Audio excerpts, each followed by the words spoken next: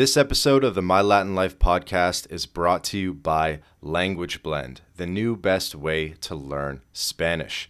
Language Blend focuses on what you actually need to live and get by abroad with daily one-on-one lessons, a dedicated texting partner. It's like living in a Spanish-speaking country without ever leaving home. Go to languageblend.com for more information.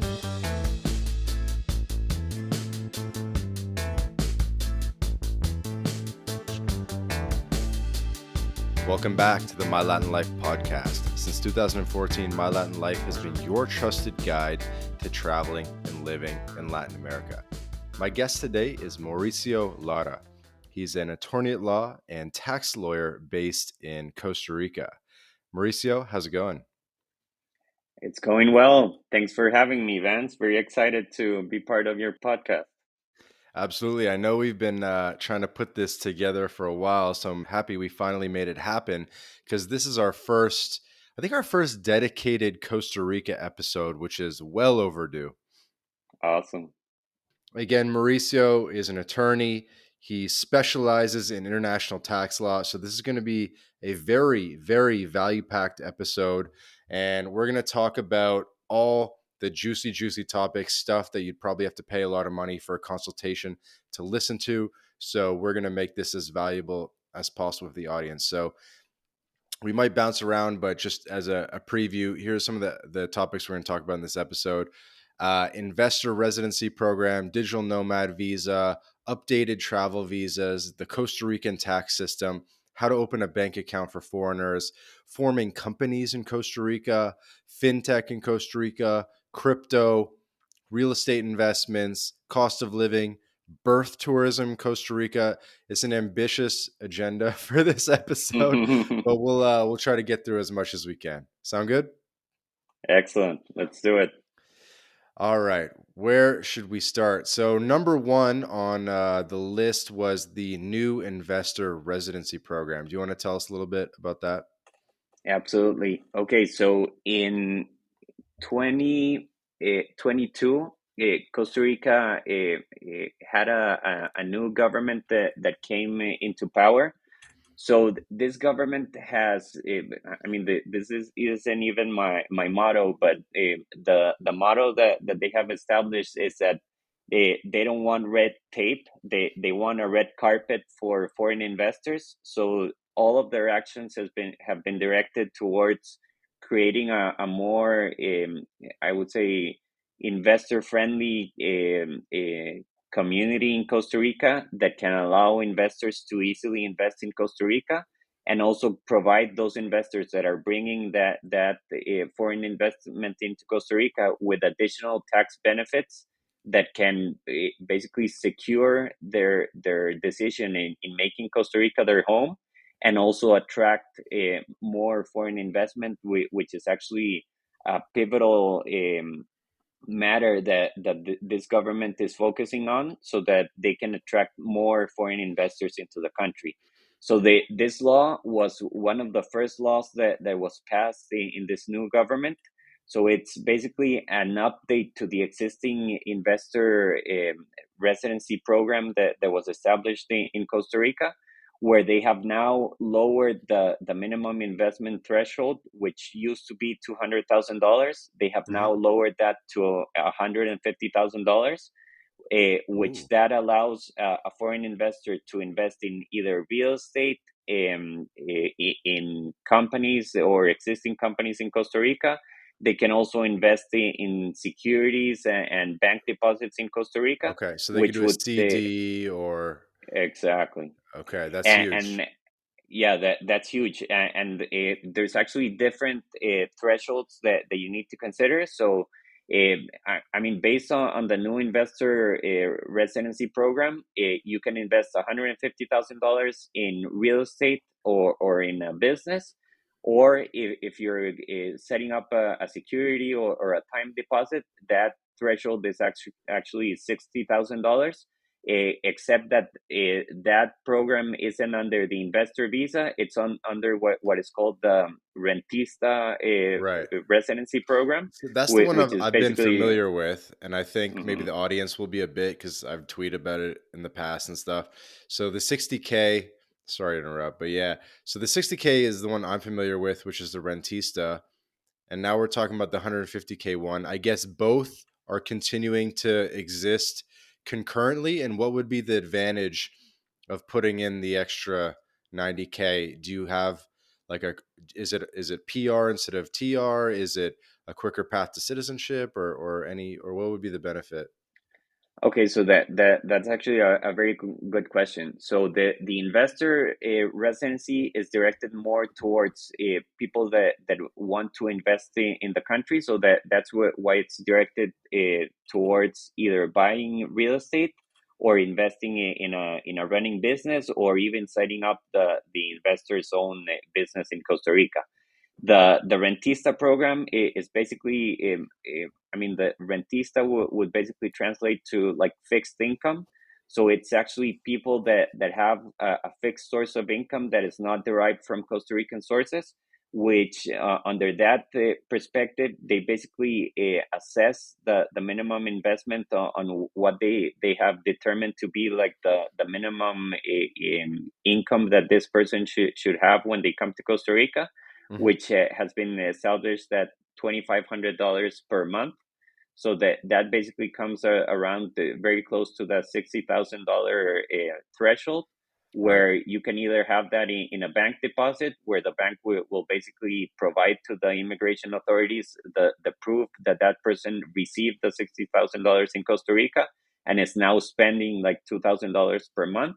Or there's also other alternatives where, for example, if you have an investment portfolio outside of Costa Rica, you can get a letter from your portfolio manager or from your investment broker, where they can basically tell you that they're going to give you $2,500 per month, and that can also grant you the rentista investor residency. And it's the same residence at the end of the day. It is the those residencies are classified under what are called investor visas.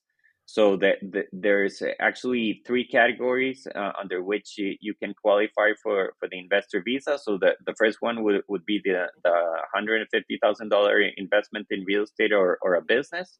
The second one is the rentista, which has the option of either depositing the $60,000 with a local bank, or having this letter from an investment company or an Uh-huh. investment advisor that basically attests to the fact that you're going to be receiving at least $2,500 per month.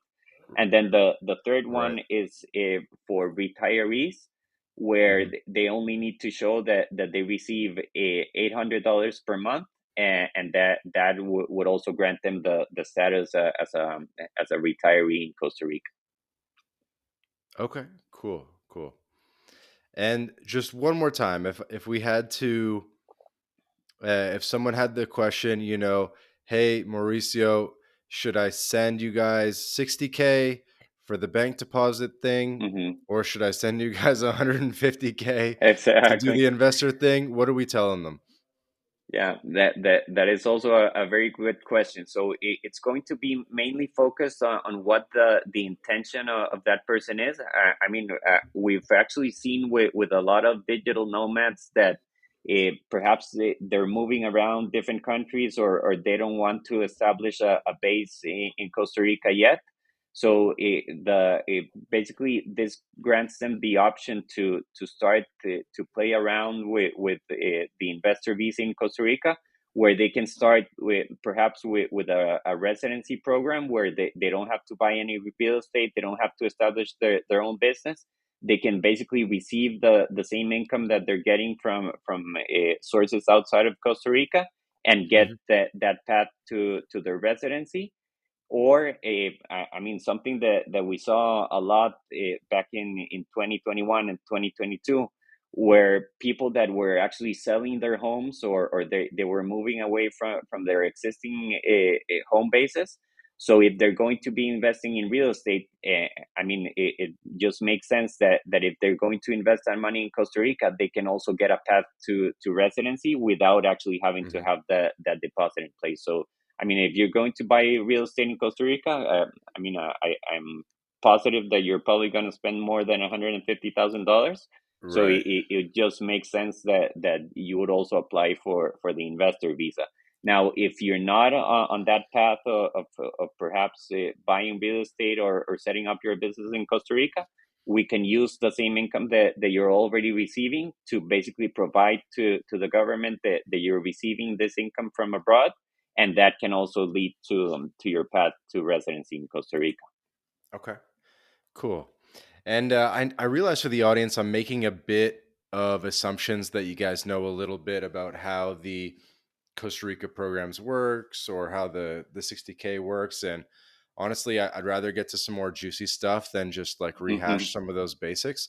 Um, but I did have one follow-on question, Mauricio, on that, which is um, the payments into the caja. Maybe you could mention what that is, how people need to pay into the caja based on their, which is like the healthcare system, based on their income. And I was wondering if, if someone's doing the 60K thing versus the 150K thing, if that could potentially have an impact on their how much they need to pay into their caja, and maybe there's a situation where they could actually pay less with the Right. larger with the larger amount because it's not considered, that it's not considered 2500 of monthly income or whatever.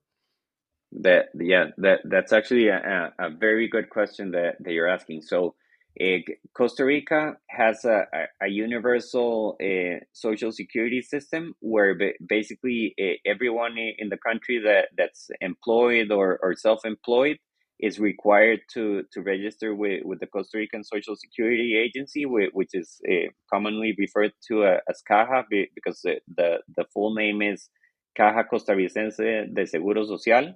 So that's basically like the social security agency that you would see in the US, except that in Costa Rica you have universal health coverage for medical attention, and also if you're employed, you also have a pension plan that you contribute to. So when you're a rentista resident, basically the income that you're going to have to declare to Caja and pay your social security dues are at a minimum on the 2,500 per month that you're going to be providing as evidence for your residency. Having said that, let's say, I'm gonna say this: with $2,500 per month, you're going to live very frugally in Costa Rica. So it's very likely that you're going to have income on top of that. But for the purpose of immigration, all you need to provide is that you have $2,500 per month. Uh-huh. So And the monthly that would payment on also that is like 200 and a bit, from what I heard. Exactly. Yeah, it's roughly like 10% of that income that you would pay to the Social Security Agency, which they would assess that as basically independent income that you're generating outside of the country. Now, with the investor visa, it's actually a very good question that you're asking, because when you invest funds into a company, you actually become a shareholder of that company. So the way that you get compensated for that investment is through dividends. So you wouldn't necessarily have to pay on the $150,000 investment, because basically what you would be receiving are dividends from whatever business the company engages in, or Uh-huh. whatever Which is income is taxed derived. differently, so you'd probably pay less into caja. It is taxed differently, and also there's no obligation for the company to distribute dividends. So Mm. there could certainly be a benefit in applying to the real estate option, just because that wouldn't necessarily be considered your personal income. Oh shit! So really, you could actually avoid paying into caja entirely. Yeah, completely. I mean, there is a requirement to register with Caja once you receive the resolution from the immigration service to get your residency. It's just that you can basically, I mean, get creative as to what your income will be based on that investment. Because at the end, I mean, you're investing in either real estate that if you're going to be living in that real estate, I mean, obviously, it's not going to be producing any income for you. And Mm, then if you have a business that is producing income, I mean, it won't necessarily have to be on the $150,000. I mean, you could invest the $150,000, but I don't know. I mean, if you're running an online business, that $150,000 wouldn't necessarily have to yield an a determined amount got it. Got of it. Got it. interest. Got it. Yeah, obviously a lot of details there, but if I had to, um, if I had to put a synopsis on this, the Vance way, um, I've always considered the Costa Rica the con of the Costa Rica residency was the carrying cost of the residency was like, call it $2,500 a year, which would Hmm. be, which would be your payments into the caja under the rentista program. So if everyone's following me, right, you're receiving basically 30K a year in rentista payments, and then of that, you're probably paying like 2,000 and a bit into the program. So, and the thing was, is that Costa Rica under that system wouldn't work well as a paper residency because that you'd basically have to be paying like $2,000 a year to maintain the paper residency. And so that was kind of the con of that. But if you could just, buy a house or, invest in the stock market or something like that, that way you're not receiving the rentista income. And that way you're kind of getting around the payments into the caja. So you could potentially have a lower carrying cost to maintaining the residency through this new investor residency program. Absolutely, yeah, and actually, there is a minimum payment that is established to Caja, regardless of the status that you have. So Okay. that minimum payment is it's probably around $60 per month. So that wouldn't be a lot to have also. Okay. So minimum carrying cost of the residency, $700 a year, let's call it. Yeah. Okay. Got it. Got it. Pretty cool.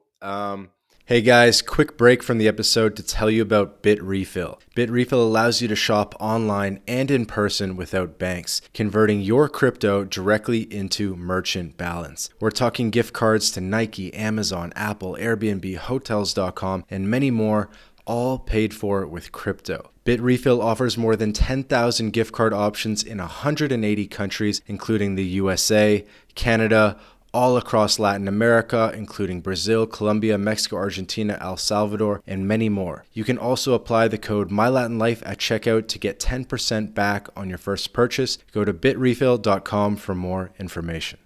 All right, let's move on to some other stuff. So, number two was digital nomad visa. Okay, so this was a new program that it was also passed by this current administration.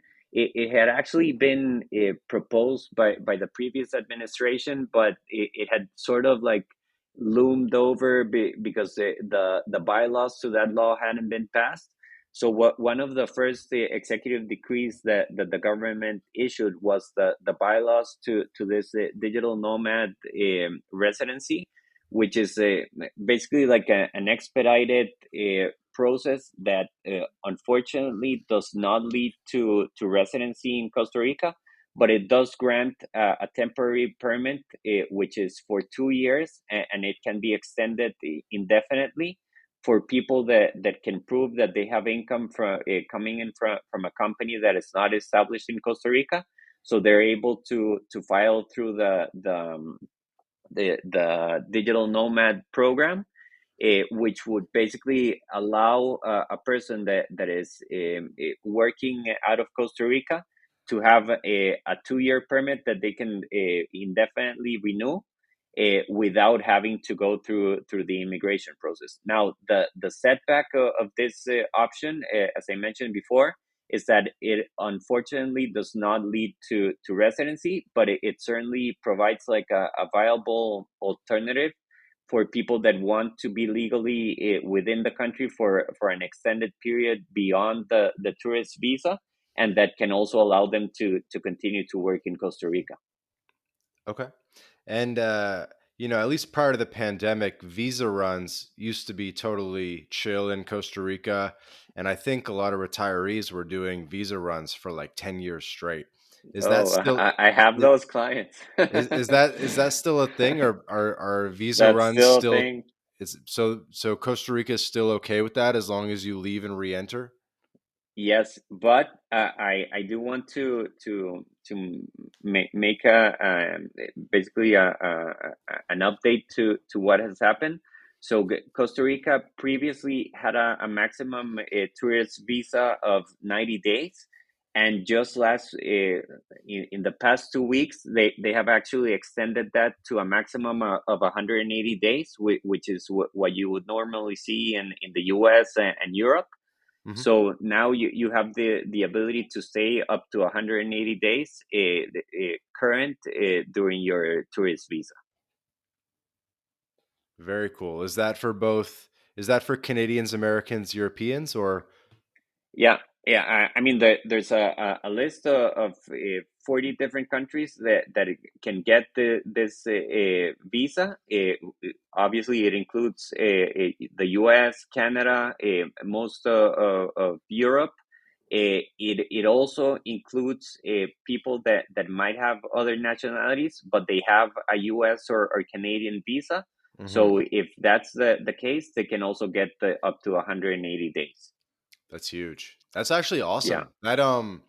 That's very encouraging for Costa Rica as a country in general because that means they're open to tourism, and that's huge. Moving from I mean, a the 90-day the to a the 180. lifeblood of Costa Rica since the early '90s has been tourism. So I mean, we're very glad to see that the current administration is aligned with that industry, and that they're also promoting the country for longer stays by tourists and investors, obviously. Hmm. Okay, cool. And just to loop back around to the digital nomad visa, who would you recommend the digital nomad visa to if they could otherwise just do 180-day tourist visas and do visa runs on top of that? Hmm. I mean, so what the law states is that if you're under a tourist visa, in theory, you're not allowed to work in Costa Rica because you entered as a tourist. Obviously, I mean, as you very well know, there are loopholes around that. And I can also attest to the fact that I have clients that have been living in Costa Rica for more than 10 years, and they've never filed for a residency, and they have their own businesses, and they run their companies. So I would tell you that if you want a like a clear understanding of your legal standing in Costa Rica, then I would tell you go for the digital nomad visa or go for one of the investor visas. Now, I would also say that a lot of these people that came into the country before and have had that status for a long time. I mean, they were probably people that weren't thinking about the staying in Costa Rica, but then just I would say things started to happen, or they started to do business here, and they just started to stay. Eventually, those same clients that I've had, I mean, they perhaps married in Costa Rica, or they've had kids, so that also grants them a pathway to residency without having to go through the investor or the rentista programs. So I mean, it's all very I would say a matter of Hmm. consequence, and like Gotcha. something particular to those individuals. But if you really want to be working in Costa Rica, you should apply for either the digital nomad or one of the investor programs. Yeah, But got it, got it's it. certainly an option to stay on in that gray zone where I mean, Costa Rica does not enforce like a very restrictive policy to immigration, especially with Americans and Europeans and Canadians, because they know that they usually visit the country as tourists, or they might have a business interest here in Costa Rica. So I mean, you won't see like police running up and down with like U.S. expats that they're trying to Hmm. to get out of Costa Rica. So I mean, in that sense, I would tell you that immigration policy is more directed towards, I would say, like illegal immigration from some of our neighboring countries, Hmm. but not so much to U.S. or Canadian or Got it. European travelers. Yeah, I think it's good for people who are remote workers for companies, and the companies sometimes want to see that you're above board, and you're you have a digital nomad visa. And so, how long does it take to get the digital nomad visa for Costa Rica? Like, what's the processing time looking like?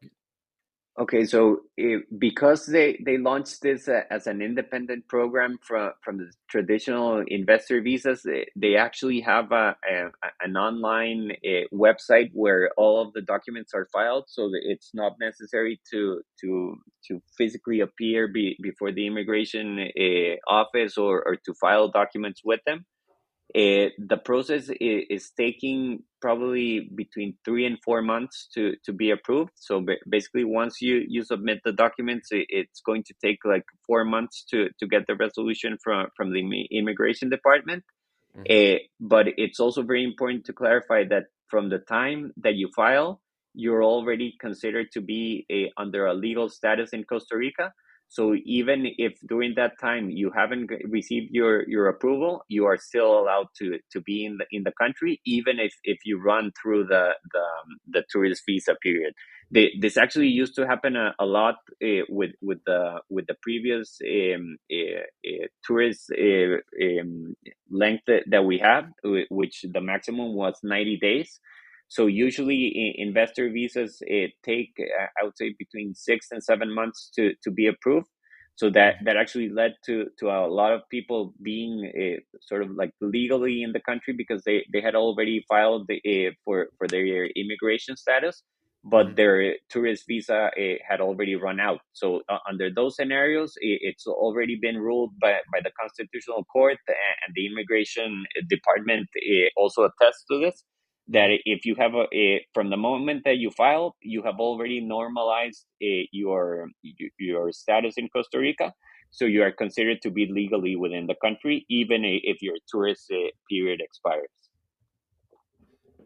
Okay, awesome. Yeah, that's a great summary. Wow, this is definitely creating some options for people. Excellent. Um, most of my episodes, by the way, aren't super rapid fire, but uh, we're getting such good information out there for the people, so we appreciate you just blasting the information shotgun style for us. Um, okay. So Costa Rican tax system was the next one you had on your list, but before we do that, because I know that's a big one, you had kind of hinted at marriage visas and birth tourism, and I know that one was kind of saved for last, but actually rather get it in now. So tell us a little bit about birth tourism in Costa Rica and what that looks like. Absolutely. So, I mean, I would say that the term birth tourism mostly reflects just a person or a couple coming to Costa Rica to have their baby. But it's also very important to understand that you can get residency by basically linkage or family ties, which do not are not limited to just having your son or daughter being born in Costa Rica. So you can get residency in Costa Rica by marrying a Costa Rican, by marrying a Costa Rican resident that can also provide you with their residency status. Hmm. Eh, if your parents or grandparents, hey, are Costa Rican, you can also get the Costa Rican residency. And obviously, if you also have a child in Costa Rica, both parents and their grandparents can also receive the a permanent residency, Wow. which you cannot get automatically through the investor visa. So No maybe going way. back to, Dude, yeah, that's huge. That's huge. I know. I'm super excited. I don't think I've heard that. I don't think Twitter knows about that because Twitter thinks that the only countries where if you have a baby that the parents can get residency is Mexico and Brazil. That's the only No, ones no. Twitter knows about. So you're saying in Costa Rica, if I have a baby in Costa Rica, not only is the baby Costa Rican, but that both parents get permanent residency? Both parents and the grandparents as well. Wow. All Yeah, four. all four. Wow. And their siblings as well, if they haven't been born in Costa Rica. Wow. And the siblings of the kid. So let's say I have my first kid in Mexico or In the Brazil, US, yeah, exactly. and then we move to Costa Rica. That kid will get PR or citizenship. The first, Correct. okay, sweet. Okay. Yeah, and perhaps going back to my comment on the investor residencies, so that there's basically two types of categories of residencies. So you have temporary residencies and permanent residencies. So actually, a residency by family ties gets you automatically the permanent residence. If you apply for the investor visa or the investor residency, you'll initially get a temporary residency that is going to be issued for 2 years. Then, after 2 years, you can renew for 4 more years. But once you've had a temporary visa for 4 years, you can actually apply for the permanent residency. Mhm. So the one of the benefits of the family ties is that you basically skip the process of the temporary visa, and you can get the permanent residency from the get go. Hmm. Okay. I have two questions about PR. Um, how permanent is permanent residency? Because in some countries they call it permanent, but you have to requalify or renew or whatever. So could you speak to what PR looks like in terms of, renewing every 5 years or something?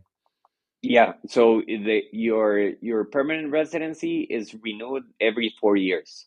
So at least every 4 years, you're going to have to apply for the renewal of that residency.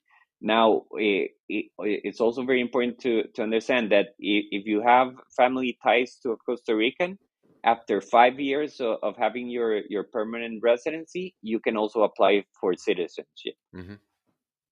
Otherwise, it's 7. Correct.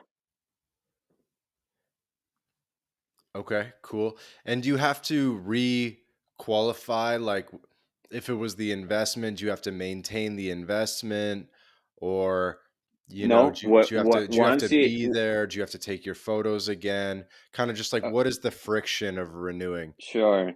No, no, that's actually a very good question. So let's say you start with the investor visa. You purchase real estate in Costa Rica and you applied under the $150,000 minimum investment.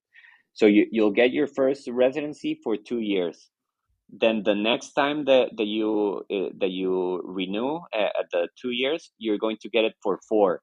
So that means that when you're at year four, since the time that you got your temporary visa with the investor visa, you can already apply for the change of status to permanent residency. What that means is that you no longer need to show that you've invested in the country, or that you keep that investment, because you're actually already become a permanent residency.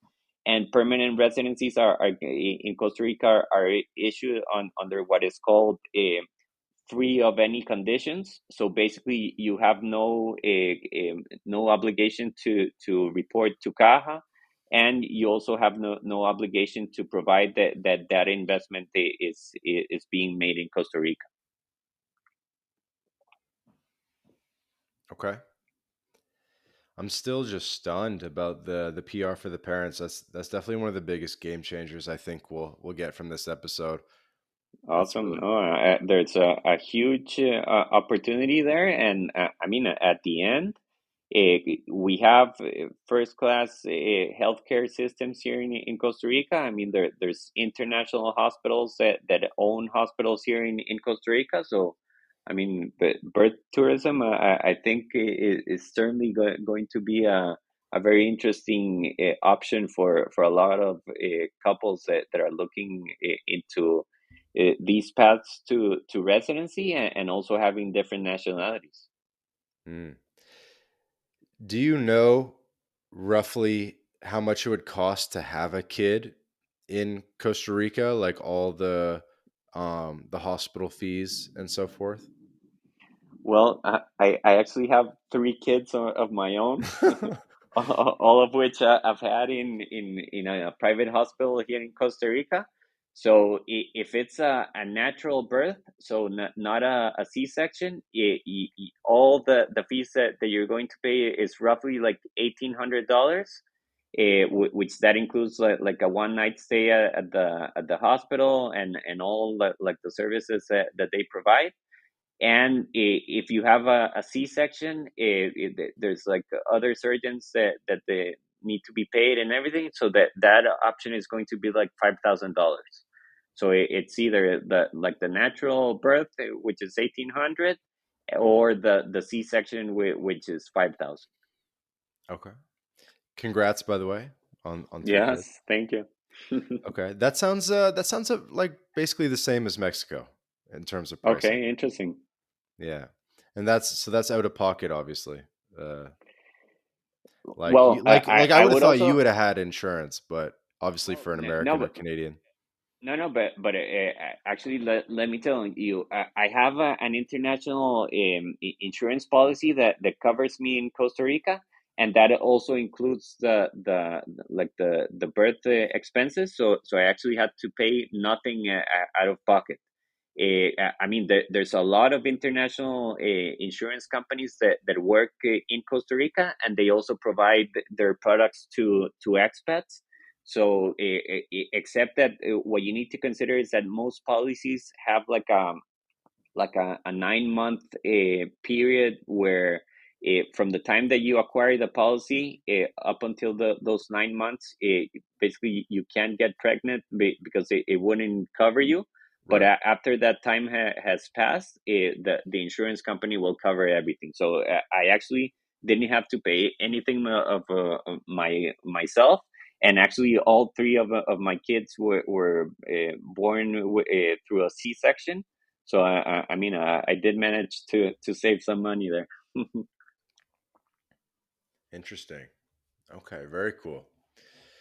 Very cool. And people can reach out to you if they want to coordinate um, birth tourism and obviously any of the other visas that we've talked about so far.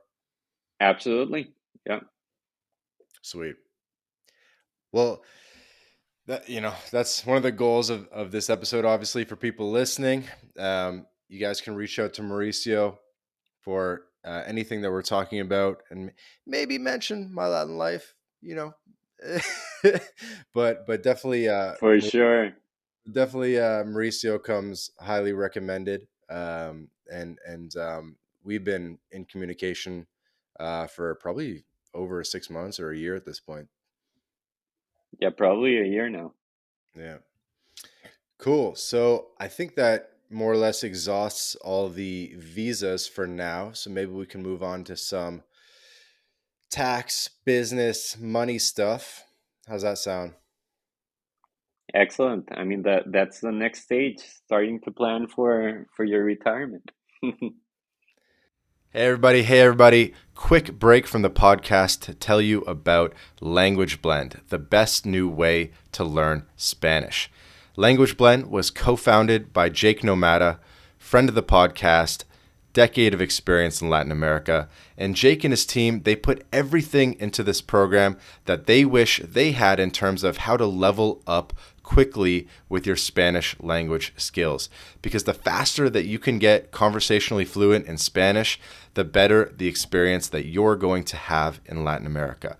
So go to languageblend.com for more information. Well, let's start with the Costa Rican tax system. You mentioned me offline. Costa Rica is a territorial tax system. Maybe you can mention first what that is, and then I know there was some back and forth where Costa Rica had was like proposing a law to switch it away from being a territorial tax system, and just kind of maybe you could comment on where that's at. Absolutely.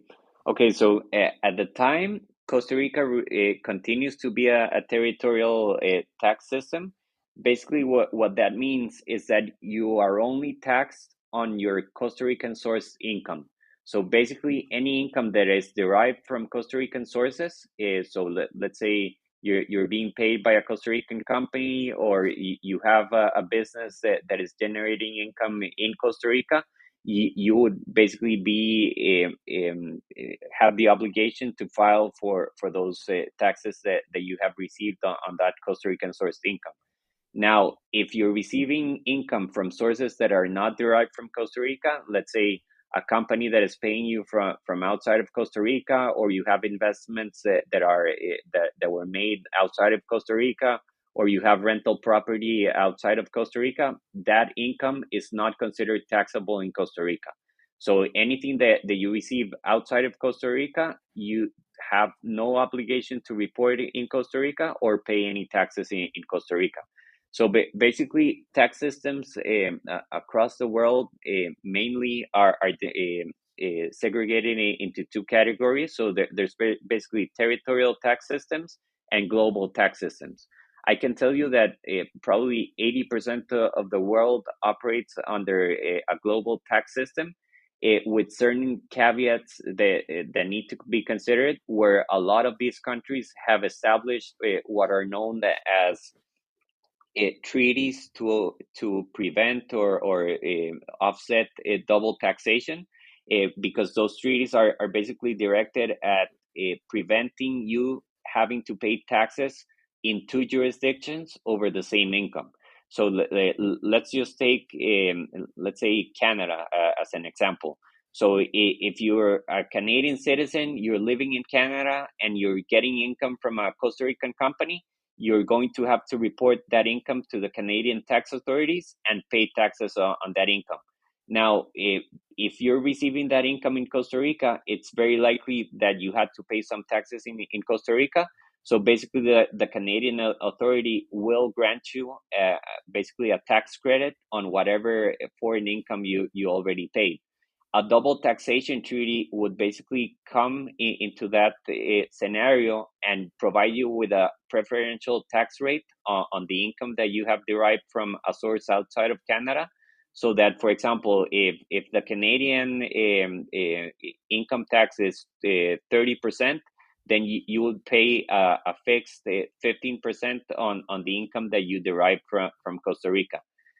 Now, as I mentioned before, Costa Rica continues to be a territorial tax system, so it does not have a lot of treaties to offset the double taxation. Costa Rica currently only has four treaties that they have signed. So one is with Mexico, the other one is with Spain. We have another one with Germany, and then the latest one that we've had is with the United Arab Emirates, and that was established actually because we've had some very recent investments from the UAE. So that's basically directed to offset any potential double taxation scenarios in that investment scenario. Interesting. So, what would that mean if someone had a Dubai company? That would be covered, correct? Okay, sweet. So, But if someone could you live also in need Costa to. Rica, have a Dubai company, and they probably wouldn't owe anything in Costa Rica. Yeah, but I would also tell you that the same would be true with the other jurisdictions, just given the nature of the territorial tax system that Costa Rica has. Right. Where if, for example, if you have a Dubai company and you're getting income into that company, and then you're sending that income to Costa Rica, that is not considered to be taxable in Costa Rica. So maybe I'll provide more background, and also answer your question as to how Costa Rica has been approaching the matter of their territorial tax system. Hmm. So there's been a project of law in the Costa Rican Congress that has been in discussion since the early 2000s, where they want to transform Costa Rica to a global tax system, which that would also be in tune to Costa Rica's interest in basically forming part of the OECD, which is the Organization for Economic Cooperation and Development. Costa Rica is already a member of the OECD, but it has not changed its tax system to a global tax system. So there has also been no need for Costa Rica to move into approving other treaties to offset the double taxation, just because their tax system continues to be a territorial tax system. So it continues to be territorial. And so is that Yeah. resolved, or are some laws like still working through the Congress? I mean, I would say that there's always like a group of congressmen that take up this project, and they want to pass it, but so far it's been 23 years now, and they haven't passed it. So they haven't been too adamant on it. So that's but but reassuring. it, it- but even if that were to happen, and this would also go back to my comment on treaties to offset the double taxation.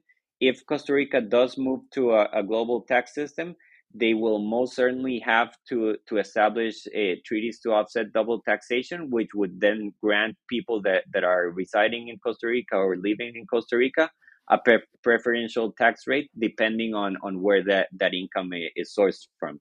So also to give you like the another example of Canada. So let's say you're a Canadian citizen, you're living in Canada, and you're receiving income from Germany. So whatever income that you receive from any country in the world, while you're living in Canada, you're going to have to report and pay taxes on that income. Now, if that same person from Canada moves to Costa Rica, then they basically have no obligation to file any income that they're receiving outside of Canada. So that also creates a situation, and we've actually seen this a lot with expats that move to Costa Rica, where let's say this Canadian citizen moves to Costa Rica and he starts to receive that same income that he's receiving from Germany. He's going to pay zero taxes on that income, both in Canada and in Costa Rica. So that's actually one of those jurisdictional hedging opportunities where people can get a lot more revenue from their income without having to pay taxes on that same income that they're getting. Mhm. And I think I had read a while back that even what they were trying to introduce for the OECD, they were going to make exceptions for foreign residents and retirees and stuff. Yeah, that's correct. Actually, Costa Rica was already a part of the OECD when the new residency tax law program was passed last year. So I mean that's already in compliance with the OECD obligations and benchmarks. Okay, cool. Uh, let's move on to bank accounts.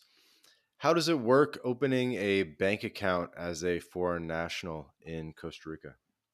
Okay, so Costa Rica, I would say, as opposed to other countries in Latin America, has a very unrestricted foreign exchange policy. So in Costa Rica, you're actually able to hold both local currency accounts, US dollars accounts, and euros accounts. So any person or company can hold any of those three, or even all three accounts in a bank account in Costa Rica. This you do not get this in countries like Mexico, Colombia, Brazil, or Argentina, where they do have very strict foreign currency controls, where you are only allowed to hold bank accounts in your local currency. So in that regard, Costa Rica is very open to foreign investment, because they are obviously are not forcing you to convert your foreign currency to local currency at exorbitant rates like you get sometimes in Mexico or Colombia, or even in Argentina now. So that's actually very beneficial for foreign investors, because they can continue to do business in their own currency. And it's actually very easy to also pay for major items here in Costa Rica with dollars, like real estate or car purchases, which can all be denominated in US dollars.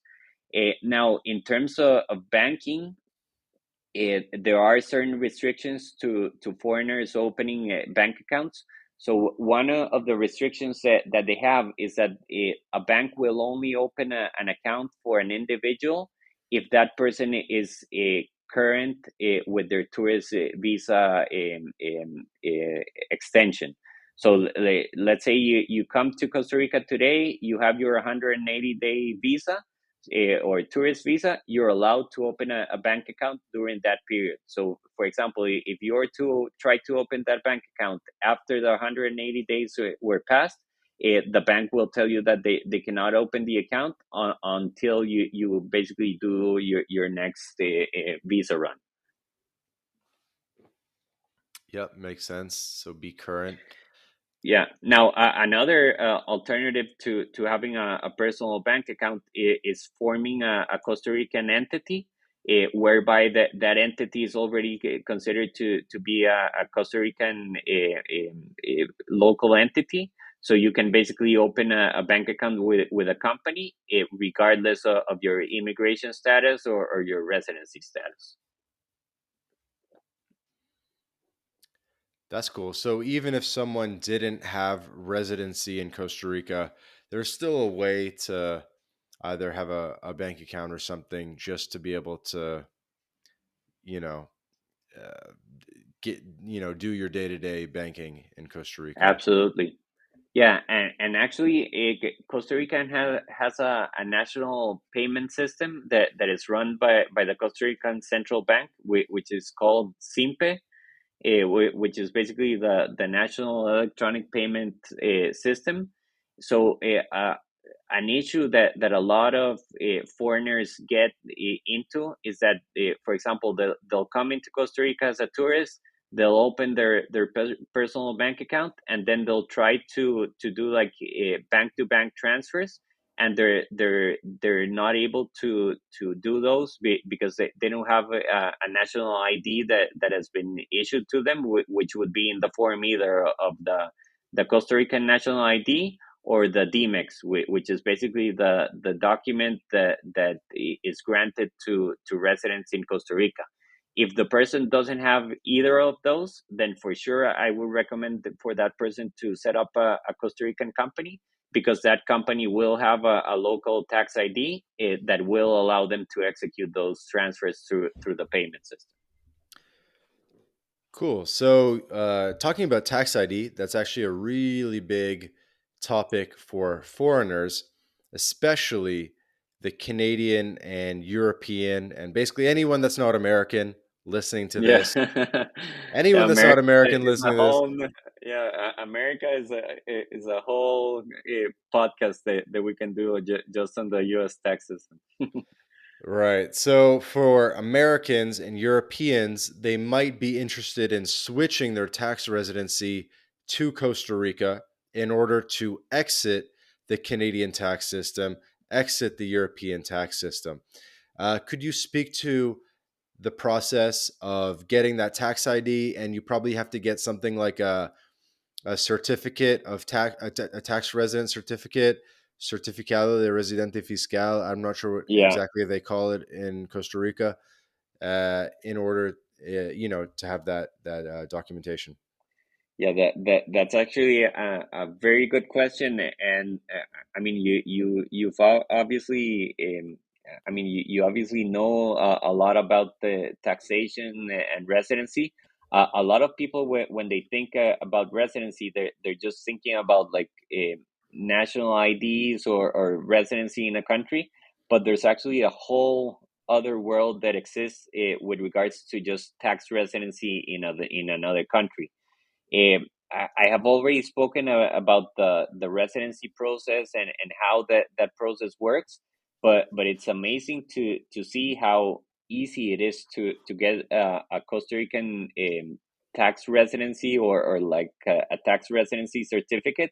So, for example, I had mentioned before that if you file for a residency in Costa Rica, if you're applying through the let's say the digital nomad, that might take 3 to 4 months. If you're Mhm. applying for one of the temporary residencies, that might take 7 months. So to get a tax certificate in Costa Rica, I can get that for you in 1 to 2 days. So I mean, it's basically just a document that is filed with the tax administration, where the foreign individual or even the foreign company applies for the tax ID in Costa Rica, and then that document is granted, and that also allows you to basically prove to foreign tax authorities that you have a tax residency in Costa Rica. Now, obviously, international tax authorities and different jurisdictions are more, I would say, uh, more aggressive in how they tax their individuals. So a lot of these tax laws and tax codes establish certain parameters that need to be considered in order for a person to validly prove that their tax residency has changed. So one of those main principles is that if the person continues to have their primary residency in the country. So let's just talk again about the example for Canada. Let's say you have your house in Canada, you live with your family there, and you want to get a tax certificate in Costa Rica. That process can be very easy to get. I mean, you're going to get that tax certificate in 1 or 2 days. The problem is going to be that if you continue to have your primary residency in Canada, the Canadian tax authorities will still continue to consider that your tax residency lies in Canada. Now, if you sold your house or you're planning to move, then that principle isn't met, and it's actually easier to prove to your foreign tax authority that you have actually effectively switched that Right, tax right, right. residency. So let's assume our audience is smart enough to know that they need to reduce their ties in Canada, reduce their ties in Europe, you know, um, not receive money in Canada, give up their Canadian health care, give up their Canadian driver's license, sell or rent out their house on a long term lease. We talk about that a lot. Um, but just the Costa Rica part of it. So let's just double down on how that's going to work. So that's I've never heard of the tax ID being so fast. So that's good in terms of, but that's getting the number. And then what about getting like a certificate saying that, stating that you're a tax resident? Is that same That day or does that that take yeah, longer? it's no, it's when you're issued the tax number, you're also issued the certificate. So that's a document that we can procure for our clients as well, and Wow. that's issued in like I said, 1 or 2 days, because all the process is done electronically. Wow. Because I can tell you in Paraguay, you can get the tax ID number, uh, and then the certificate takes like another month. Yeah, no, it's super fast in Costa Rica. Huh. Okay. Cool. And so, what do people need? What are the prerequisites to get the tax ID? They have to be a resident. No, they actually don't need to be a resident. So a tourist during their tourist visa stay can apply for the tax residency, and we can procure that for them in 1 or 2 days. No way. Wait, Yeah, what? Wait, what? So you could be on a tourist visa and get yeah, a tax ID absolutely, and get a certificate of fiscal residence? absolutely. Holy shit, that's a game changer. I might need to edit that out. That's too good of information. No, I'm joking. I'm gonna leave it in because I love you guys. Wow. Okay. Could you speak to that a little bit more? Absolutely. So it's basically a process where the person that is doing their tourist visa in Costa Rica applies for the tax ID, and once they apply for it, they also get a certificate where now their tax residency is considered to be in Costa Rica. Now, it's also very important to consider that when you apply to the tax residency, you also take the obligation to abide to Costa Rican tax laws. But that also means that you're going to be ruled by the territorial tax system. So any income that you receive from abroad, you don't even need to report in Costa Rica. So let's say you're getting $100,000 from Canada. You're now a Costa Rican tax resident, so you're basically paying zero taxes in Costa Rica and zero taxes in Canada. Hey guys, quick interruption to tell you about BitRefill. BitRefill is the best way to convert your crypto into gift card balances. These are gift cards that you can spend at hotels.com, Airbnb, Nike, and many more.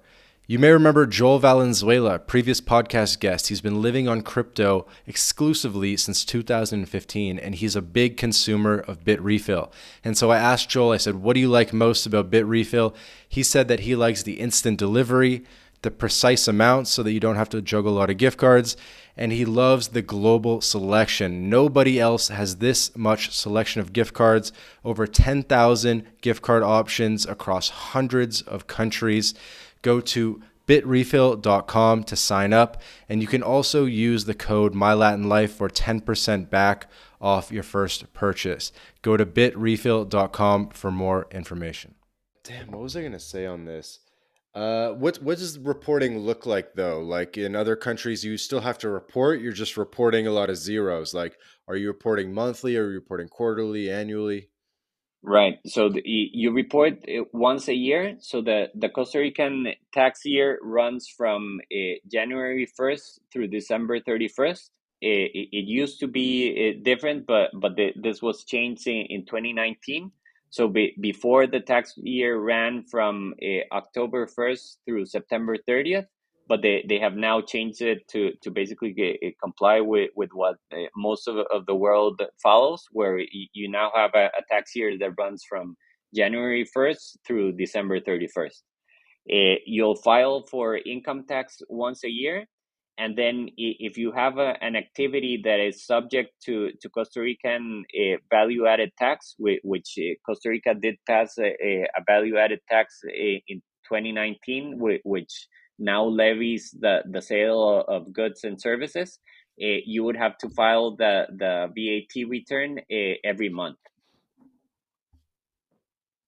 Okay, so it's a couple different forms that you might have to fill out. Yeah, but also remember that let's just go back to the example of let's say a remote worker, or that works for online, or is getting income from a source that is not Costa Rican. Basically, you have no VAT tax obligations because you're not selling goods or services in Costa Rica. So you basically wouldn't have to report or register as a payer of the VAT tax. Hmm. And you would basically just file an annual tax return, where you would only declare in that filing any Costa Rican sourced income. So any income that you receive from abroad, you are not obligated to report in that income statement. Now, let's say if you have a rental property in Costa Rica, or you're deriving a income from other Costa Rican sources, or you have employment in Costa Rica, those you do need to report on that annual income statement. Okay, got it.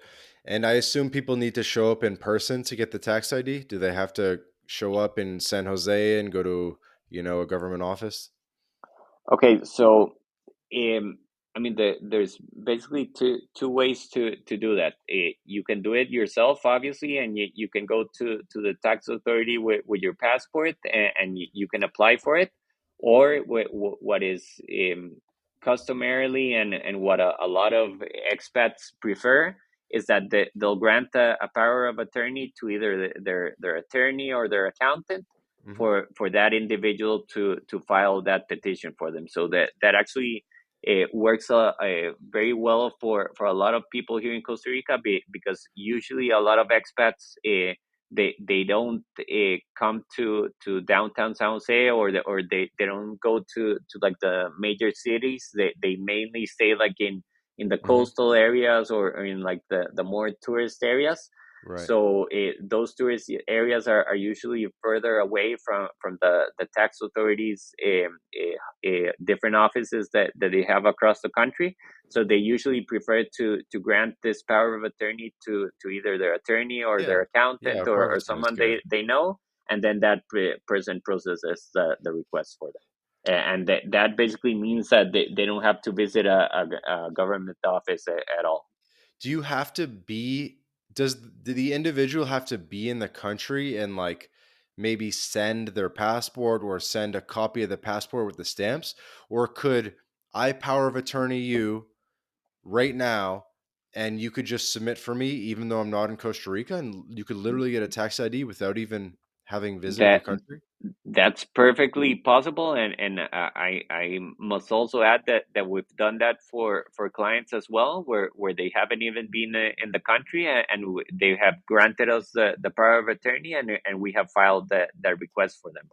So Oh, the tax authority that does not basically validate or review the the the tourist visa of the individual.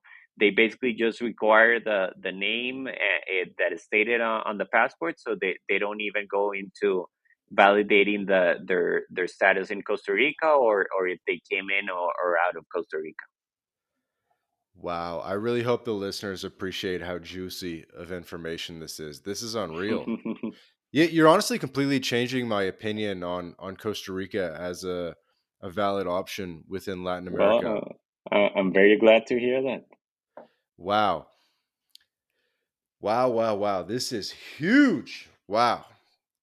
Amazing. I almost feel like we should not even I don't even want to ask any more questions about that because it's already too good. It's already too good. And you guys just need to hit up Mauricio and mention my Latin life so I can maybe get a little tiny commission.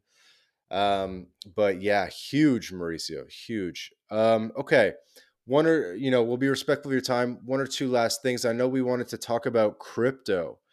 Could you give us your spiel on owning crypto, using crypto in Costa Rica, etc.? Absolutely. So, I mean, out of my international tax practice, I was actually introduced to Bitcoin in 2013. So, I've experienced Bitcoin for some time now. I actually advise crypto companies that have been established in Costa Rica, or have launched their own blockchains out of Costa Rica. So it's actually been very interesting to see the huge growth that we've seen in Costa Rica in terms of the use of cryptocurrencies. I mean, there's a very popular movement that has been created in Costa Rica that is called the Bitcoin Jungle. This was a project that started in Urita in Costa Rica, which is very close to Dominical. So they've actually created a whole ecosystem of crypto, where it's mostly based with Bitcoin, where they have set up payment rails for individuals and businesses here in Costa Rica to receive crypto. There's actually a very good Canadian company that is established in Costa Rica that's called Bull Bitcoin. They have created a wallet that now enables people to pay on local payment rails in Costa Rica using their Bitcoin. So there's been a lot of growth and adoption of cryptocurrencies in Costa Rica, and for sure it's a very expedite way to spend your money here in Costa Rica and to use the cryptocurrencies that people have. I've also assisted a lot of clients, particularly in 2021 and 2022, in basically being able to purchase real estate with the crypto holdings that they have, because a lot of the issues that they were running into is that they were basically crypto millionaires and people that had gotten into crypto very early, and they wanted to invest and purchase real estate in Costa Rica, but they ran into the problem that a lot of the sellers that they were trying to buy from, it wouldn't take their current cryptocurrency. So we are very familiar and have assisted a lot of clients in converting that crypto to local payment rails to be able to pay for those purchases in Costa Rica, or even make those payments to the sellers in the US or in Canada, where they can basically make use of that crypto that they have for these traditional purchases of real estate or vehicles or even luxury items. Awesome. Awesome. So it sounds like Costa Rica overall crypto friendly country. Yes, definitely. Amazing. Maybe the last thing to touch on would be cost of living in Costa Rica. I think most people know Costa Rica is pretty expensive, but maybe you could give some numbers, like what would a single guy need, what would a family of four need, Yeah. etc. Yeah, I'm sure you did it on purpose to leave this for the end. Well, I mean, as a remote worker and having lived in multiple countries in Latin America, that for sure Costa Rica is not the cheapest country in Latin America. Eh, I mean, I have to attest to that myself, and I believe that we've also experienced a similar situation as Mexico has had, where our currency has also eh, increased in value with respect to the dollar. So it has increased in the last year, probably like 30% with regards to the previous year. So that obviously makes it even more expensive. Uh, I would say that even though Costa Rica is the it's probably not close to being the least expensive country in Latin America, it does have several benefits to it. I mean, one I would say is the political stability that we have had. Definitely with regards to the rest of Central America, but also with regards to other Latin American countries. I mean, I'm sure you followed what happened in Colombia with this incumbent party that is considered to be like a more left wing. The same happened in Peru, and the same happened in Chile. I mean, it's happened the same in Argentina, and now they're trying to shift to like a far right option now with Milei. So I would say that I mean, definitely Costa Rica's biggest selling point is not that it's affordable to live here, but I can say that the affordability is offset by the political stability and the safety that you feel in Costa Rica. So I mean, in that regard, I can definitely attest to the fact that we're not the cheapest country in Latin America, but you do find like a good standard of living here in Costa Rica. Hmm. I would say that for a single guy living in one of the coastal areas, I would say that at a minimum, I mean, they would have to make at least $3,500 per month, which that would certainly include like a rental of a very nice condo or house. That would also include their living expenses, and also like some fun and games. Okay. And then for a family of four, what would you recommend?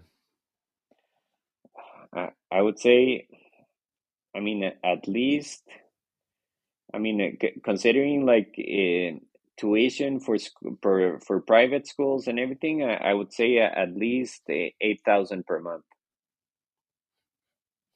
Okay. What does it cost to rent just like a three-bedroom house?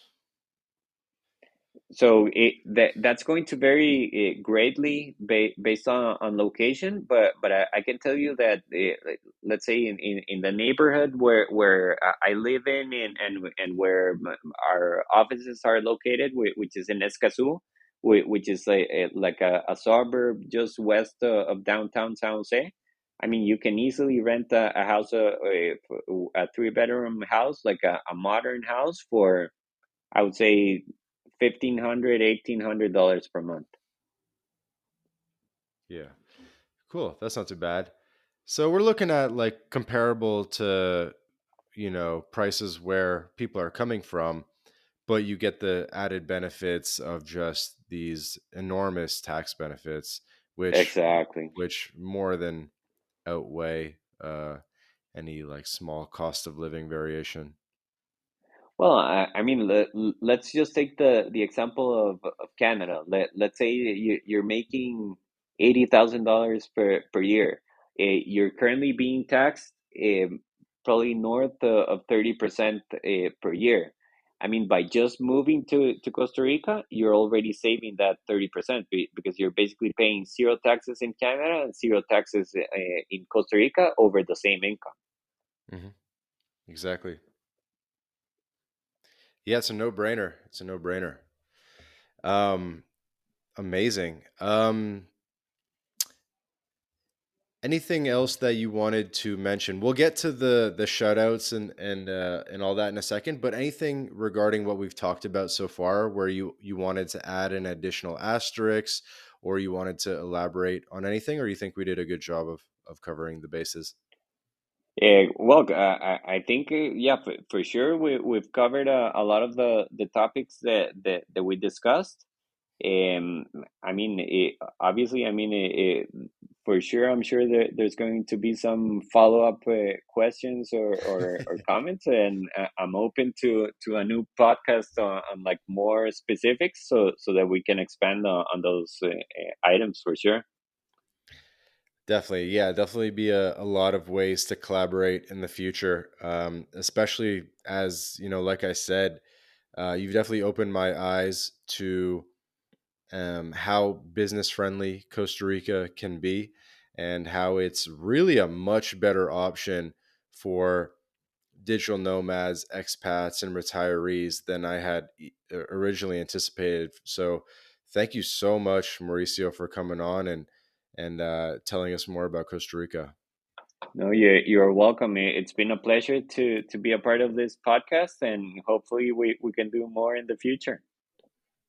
Absolutely. So, take as much time as you want right now and tell people how they can get in touch with you. Absolutely. So you can find me on Twitter. So my handle is Mauricio Lara R.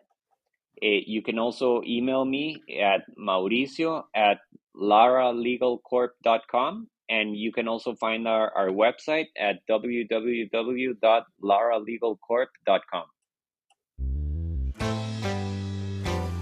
Amazing. Well, all the links will be in the show notes as well to your Twitter and other ways people can get in touch. Um, Again, this has been another episode of the My Latin Life podcast. My guest, Mauricio Lara, attorney at law based in Costa Rica.